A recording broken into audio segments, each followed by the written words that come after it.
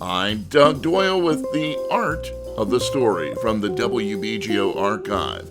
The late, great jazz guitarist Vic Juris was born in Jersey City, but he moved with his family to Parsippany early in his life.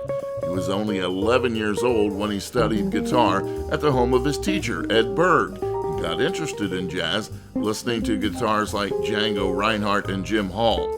Vic Juris became a great sideman before eventually becoming a leader in his own right.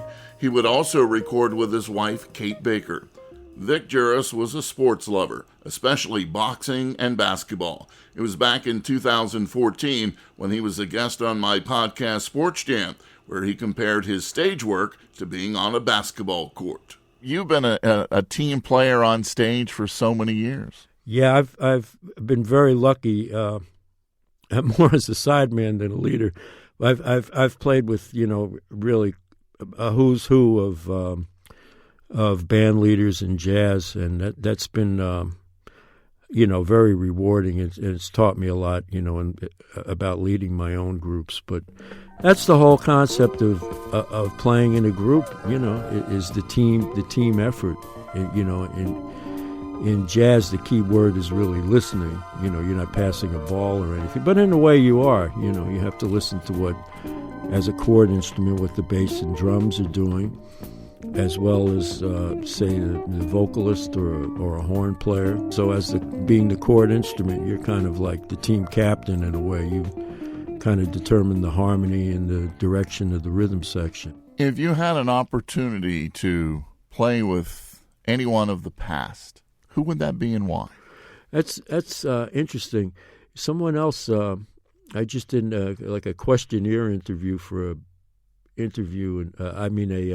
magazine in Europe, and the word that came out was two words that came out was Eric Dolphy. I just think that would be an amazing experience.